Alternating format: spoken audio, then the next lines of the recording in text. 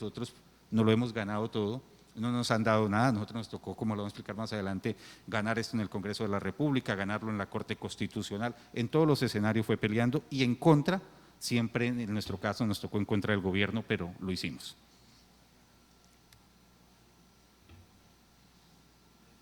Como ustedes saben, la naturaleza jurídica de las instituciones, y esto es algo que se debe tener en cuenta, que el estatuto básico o el estatuto general básico de toda institución de educación superior es la ley 30. Y ella reglamenta hasta dónde van las instituciones, incluso esta ley fue la que nos generó problemas a nosotros, que dijeron, bueno, ¿ustedes qué son? Porque nosotros tuvimos una singularidad que más adelante la explicaremos cómo nacimos y nosotros fue un tema en que éramos mixtos, pero la ley 30 no permite esa figura de mixta, pero éramos 100% reconocidos como una entidad privada. Entonces, por mandato de la ley 30, las instituciones de educación superior son corporaciones, fundaciones y instituciones de economía solidaria o entidades estatales autónomas como la Universidad Nacional y establecimientos públicos de educación superior como la Institución Universitaria de Envigado, por ejemplo.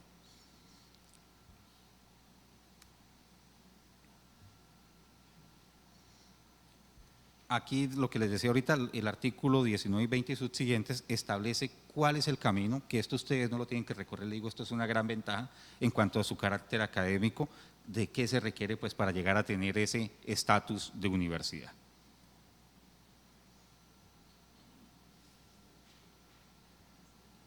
Aquí el artículo 23 de la ley 30, pues lo que explicaba ahorita es que de acuerdo a los recursos y su origen, pues tienen la naturaleza las entidades, o digo, los entes autónomos, universitarios públicos y los establecimientos públicos. ¿Qué diferencia hay entre una universidad pública y un establecimiento público? Aquí tengo entendido que hay uno que creó la alcaldía, el distrital, él no es universidad y tiene muchas limitaciones, por ejemplo, en que hablemos de contratación. Por ejemplo, en materia de contratación se va por ley 80 pura y dura. Y, por ejemplo, las universidades en materia de contratación nos vamos por derecho privado porque la ley 30 nos da ese régimen especial.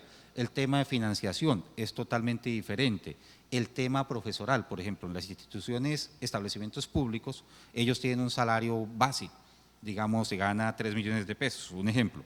Pero en una universidad los profesores ganan por puntos, tal cual como lo establece el decreto 1279 y como más adelante lo iremos a explicar en el tema, cuando lleguemos al tema salarial, los más beneficiados ante una eventual transformación o ante una eventual oficialización son los profesores.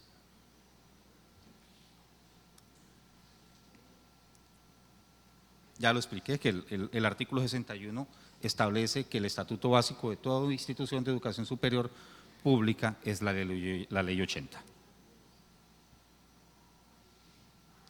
Sobre este particular, cuando nosotros iniciamos y ya digamos, nosotros radicamos el proyecto de ley ante el Congreso de la República, la primera pregunta que hizo el ponente, que fue el doctor Jorge Eliezer Tamayo Marulanda, y su equipo de trabajo, pues nosotros como UTL nos reuníamos a sacar este proyecto adelante y le preguntamos al Ministerio de Educación Nacional si el marco normativo vigente permite que una institución privada pasara a pública.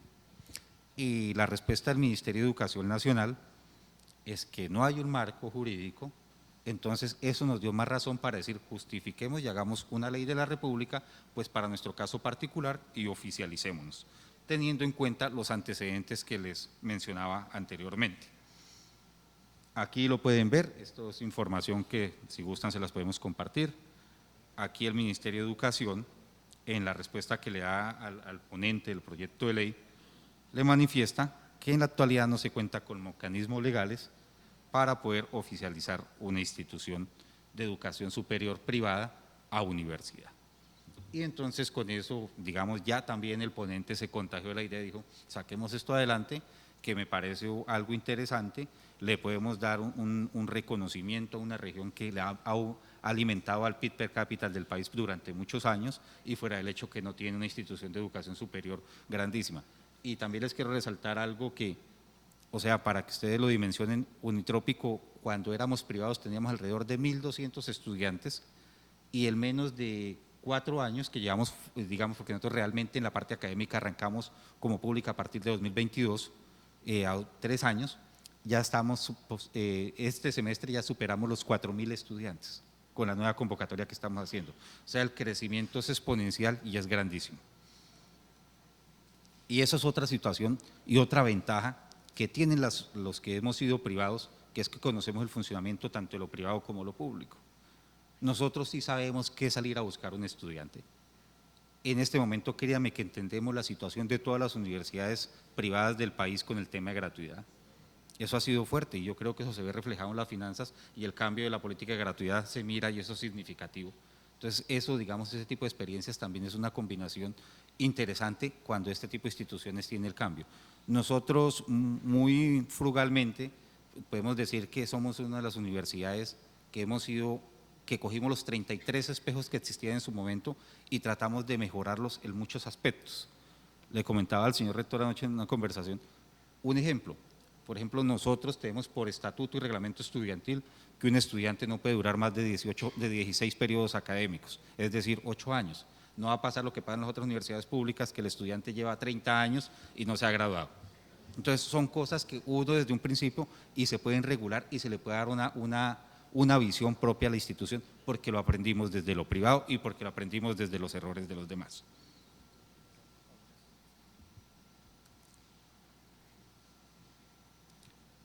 Les voy a contar nuestra historia porque esto aquí no solo converge, digamos, a la comunidad universitaria, también converge a la región y al departamento y también pues tiene un componente que es social y político.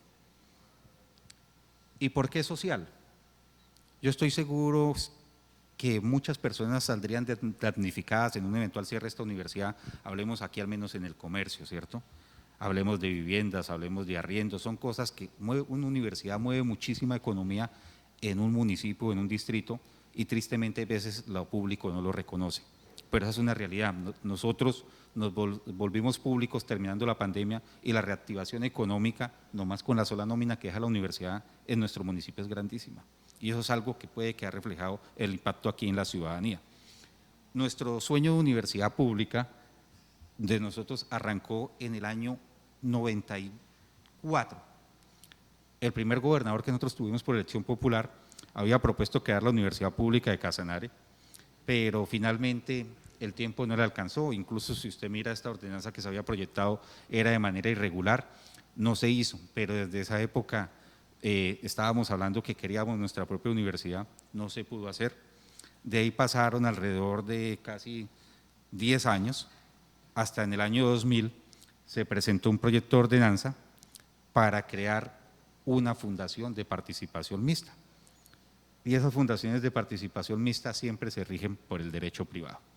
Y aquí nació este híbrido que fue unitrópico a través de una ordenanza departamental donde estaba el departamento y alrededor de ¿cuántos socios fundadores, Paula?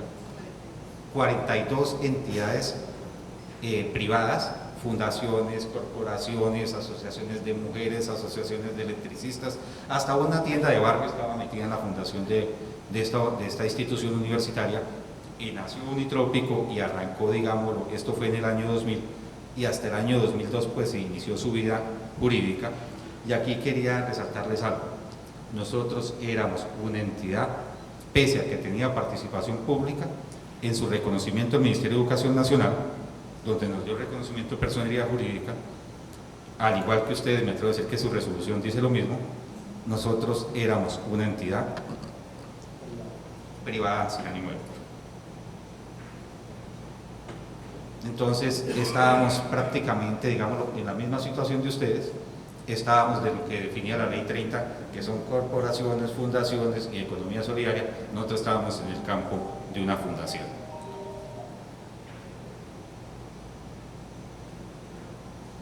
Cuando iniciamos como la primera indagación de cómo volver pública esta universidad, en esa época de la ministra María Cecilia Vélez Guay y presidencia de Álvaro Uribe, elevamos la primera consulta si era posible transformar una institución privada pública y en ese gobierno pues se nos dio unas luces que dijeron podrían hacerlo y esto fue en el año 2009, dijeron ustedes podrían hacerlo y tienen dos formas. La primera, transformar la institución y organizarla como un establecimiento público, como teníamos carácter de institución universitaria, o sea, seguir como veníamos, o la otra, cambiarla y volvernos una universidad. Y nosotros fuimos ambiciosos, dijimos pues vámonos por la universidad. Y aquí nos daba unos pasos prácticamente de cómo hacer ese proceso de transformación, pero no había un marco jurídico como tal que nos dijese cómo hacerlo. ¿Por qué les traje a colación esto? Porque, digamos, esta iniciativa arrancó en 2009 y aquí lo que le quiero resaltar, que esta iniciativa fue más de la comunidad universitaria, estudiantil en su momento, y fue luego más de la parte administrativa y profesoral que la misma fuerza política, tan así que las fuerzas políticas del departamento, cuando el proceso cogió fuerza, todos llegaron y se sumaron, porque contra salud, educación y deporte nadie peleó.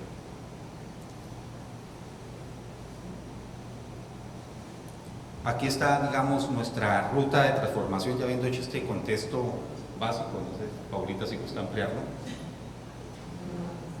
Muchas gracias, Luco.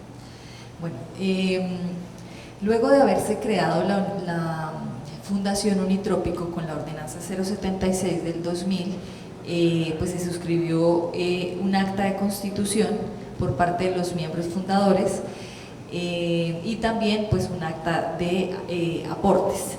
El inicio de labores administrativas se llevó a cabo, fue hasta el 2002, en donde el Ministerio de Educación Nacional otorgó la personería jurídica.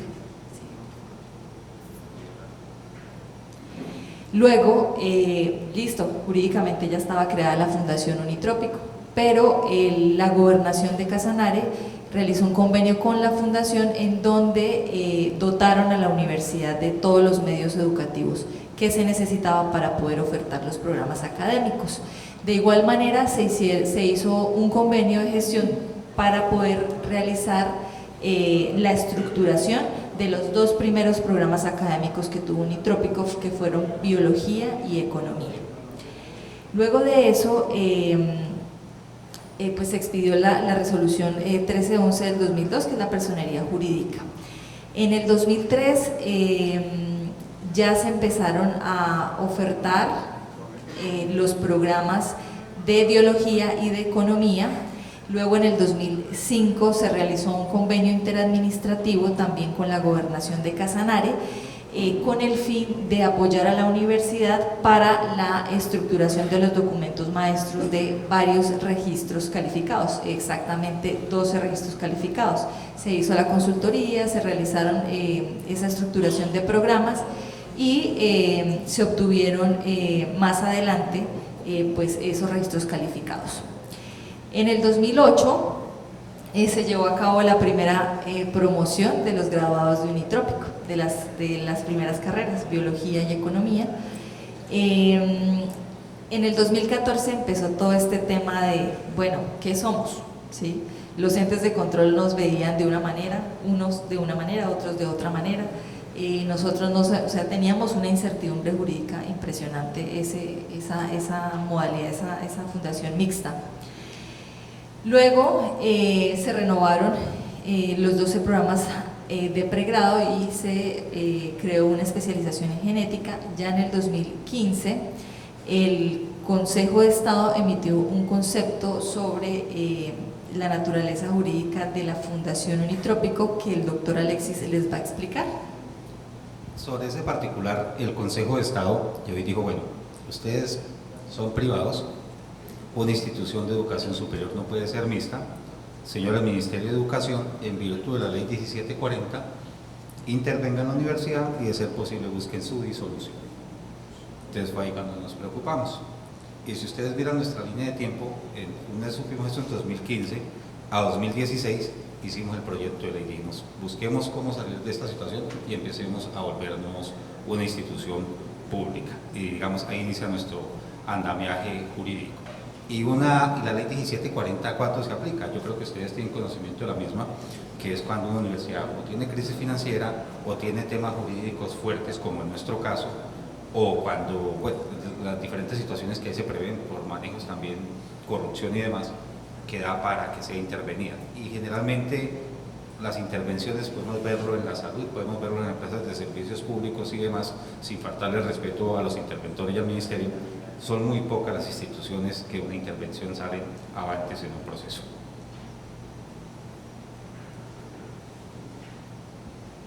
Entonces, con esa preocupación, desde el Congreso se presentó el proyecto de ley ante la Cámara de Representantes, el proyecto de ley que más adelante sería la Ley 1937 del 2018. Ya en el 2017, ese proyecto de ley se envía a sanción del presidente, fue aprobado ese proyecto de ley. Pues el paso siguiente es que el presidente de la República sancione las leyes dentro de sus atribuciones constitucionales, pero el presidente Juan Manuel Santos, que era el presidente de Colombia de esa época, objetó el proyecto de ley. Lo objetó de dos formas posibles para objetar los proyectos de ley, que es una, la inconveniencia, y dos, la inconstitucionalidad. En ese sentido se devolvió el proyecto de ley al Congreso para saber si definitivamente querían retomar la iniciativa o definitivamente no, o sea, para resolver esas objeciones de inconveniencia. El Congreso de la República, que más adelante el doctor Alexis les va a explicar, apoyó el proyecto de ley, o sea, negó las objeciones de, digamos que de inconveniencia. Como las objetó también por inconstitucionalidad, entonces se fue a control previo constitucional de la Corte Constitucional. Entonces la Corte Constitucional tuvo que revisar el contenido del proyecto de ley. Entonces más adelante, en el 2018, la Corte Constitucional revisó, obviamente también después de unas intervenciones por parte del doctor Alexis, que era egresado, y otro grupo más de egresados, incluso también intervino el doctor José Gregorio Hernández, que fue presidente de la Corte Constitucional antes, y emitió la sentencia C051 de 2018, una sentencia clave en este proceso de transformación y creo que clave en cualquier proceso de transformación que se vaya a realizar, si ustedes lo van a hacer. Luego, como la Corte Constitucional en esa sentencia negó las objeciones constitucionales al presidente, pues el presidente tuvo que sancionar el proyecto de ley, y fue en el gobierno del presidente Iván Duque, y fue la primera ley que él tuvo que sancionar como presidente, fue la ley de unitrópico, pues la sancionó. Entonces ya le dio vida jurídica a esa ley 1937 del 2018. Ya con esa herramienta fabulosa para poder intervenir en distintos organismos del orden nacional, pues empezaron a realizar todas esas mesas de trabajo para ver cuál era esa ruta, porque bueno, listo, si bien la ley 30 no concebía ninguna norma que regulara las transformaciones, pero ya igual teníamos una herramienta fabulosa y valiosísima que era la ley 1937 del 2018, entonces bueno, ¿qué hacemos? Entonces empezaron todas esas mesas de trabajo a nivel regional, a nivel nacional también. De igual manera se empezó como a organizar más el asunto por parte de los estamentos, hubo mesas de diálogo y concertación, acuerdos entre egresados, incluso los egresados digamos que se asociaron para poder abanderarse también de ese proyecto. Y luego pues esas mesas de diálogo fortalecieron ese proceso, ese respaldo a ese proceso. Entonces, ¿qué era lo primero también que teníamos que conseguir? Pues la plata, por un lado, porque cómo se sostiene la universidad pública, ¿cierto? Y segundo, pues dónde se va a funcionar, dónde, en qué parte, los bienes.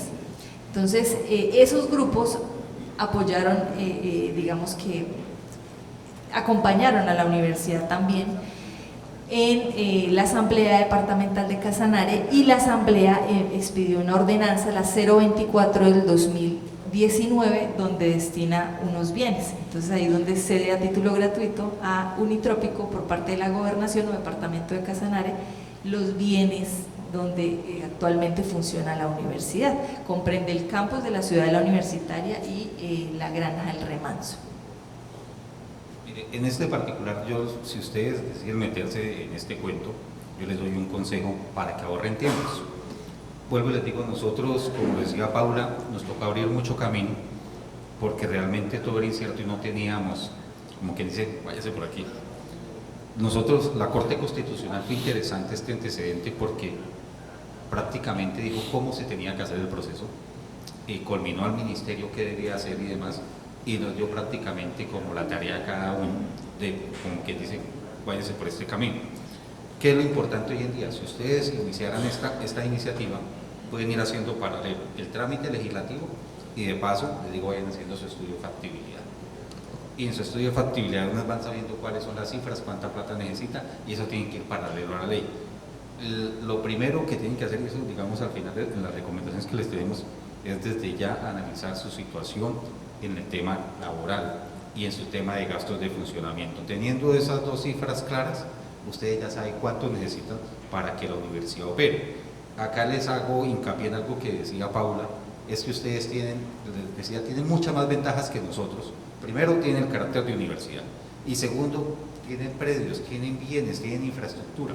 Nosotros éramos una universidad, con mucho respeto en mi alma mater, éramos una universidad de papel, porque nosotros no teníamos ni un bien público, no teníamos, digamos, nada propio, todo era prácticamente, vivíamos, como lo manifestaba Paula, ese convenio que nos dio una dotación, también nos dio el uso en comodato de los edificios donde la universidad funcionaba. Incluso una vez un gobernador que quiso sacarnos de la universidad porque tenía unas diferencias políticas ahí con los fundadores.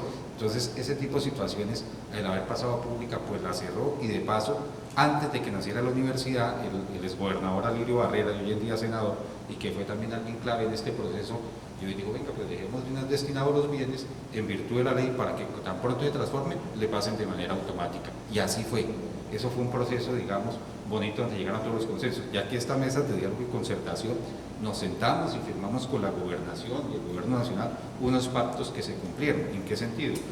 Para tal fecha la ordenanza tal, para tal fecha tanta plata va a colocar Casanare, tanta plata va a colocar la nación, y lo definimos. Pero en este caso, mi consejo es que tengan claras las cifras, y unas cifras, digamos, aterrizadas y reales, porque el ministerio, discúlpeme la expresión, no es bobo, él llega y coge y dice, mire, estas cifras me están pidiendo de más, me están pidiendo menos, y ellos lo aterrizan y lo ajustan a lo que realmente se requiere como universidad para el funcionamiento. Entonces, es importante, y más adelante, como lo explicará mi doctor Leonardo, tener claro el tema salarial y el tema de costos operativos de funcionamiento, que va desde el recibo del agua, el recibo de la luz, el internet y demás, para saber cuánto cuesta, y así mismo saber también qué pedir, bien sea al gobierno nacional, departamental o a ambos, porque esa es otra cosa que ustedes tienen que definir, si la quieren nacional o la quieren departamental. Entonces son situaciones que ustedes tienen que analizar dentro de su propio proceso.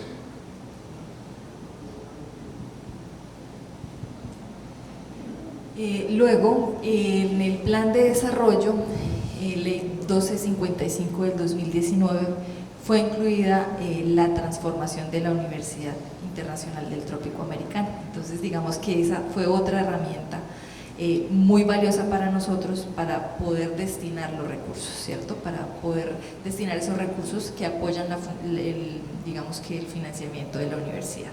Entonces, por esa ley pudimos gestionar los recursos de la base de presupuestal. Entonces, eso se hizo mediante la firma de un convenio entre la entidad territorial y la nación, en donde se definieron cuántos iban a ser los recursos de base presupuestal. Y eso se firmó un 30 de diciembre del 2019. Sobre ese particular quiero hacer, digamos, una anotación. El convenio, por mandato de la ley 30, hace parte integral del estudio de factibilidad. Por eso que es bueno tener las cifras claras, porque una vez uno logre eso, usted lo primero que tiene que firmar es un convenio, bien sea con el gobierno nacional, o bien sea el gobierno nacional, o bien sea gobierno nacional y gobierno departamental, dependiendo de la naturaleza que ustedes quieran adquirir, digo, el orden al que quieran pertenecer. Y ese convenio, ¿qué pasa con los recursos de las universidades? Los recursos de las universidades es algo que llama aportes permanentes. ¿Qué es un aporte permanente? Yo les pongo un ejemplo. Si este año el gobierno me dio 1 millón de pesos, el otro año me tiene que dar ese 1 millón de pesos más el IPC. Entonces, digamos, me entregó ya el otro año 1.100.000. Para el tercer año me tienen que entregar el 1.100.000 más el IPC. O sea, eso es como un interés compuesto, y eso es vitalicio. Eso es vitalicio. Siempre va subiendo. ¿Y cuál es la diferencia en temas presupuestales? Que eso también hay mucha jurisprudencia de la Corte Constitucional, que a diferencia de los establecimientos públicos, el gobierno puede decir este año quitémosle, hagámosle un recorte al Ministerio de Defensa o hagámosle un recorte al Ministerio de Educación, pero al tema de las universidades no le pueden hacer recortes presupuestales porque precisamente esa es la ventaja de ser un ente autónomo, siempre vas hacia subir, nunca a bajar. Incluso hoy en día hay modificaciones o proyectos de modificación de proyectos de ley que pretenden es darle más recursos a las universidades. Listo. Entonces, en el 2020 fue incluida en la ordenanza 02 del 2020 en el plan de desarrollo del departamento, también la transformación, o sea, digamos que del plan nacional de desarrollo ahora se concentró en el plan de desarrollo del departamento. Entonces, después ya la universidad pudo crear la comisión rectoral que entrega o que estaba encargada de elaborar ese estudio socioeconómico el 27 de abril del 2020. Luego de eso, digamos que la universidad tuvo que hacer toda una clase de consenso, sobre todo con los miembros fundadores, porque un requisito que dijo la Corte Constitucional en esa sentencia C051 del 2018 fue tener la anuencia de los miembros fundadores. O sea, si bien era una fundación, se requería de esa voluntad de sus miembros fundadores. ¿Para qué? Para que la universidad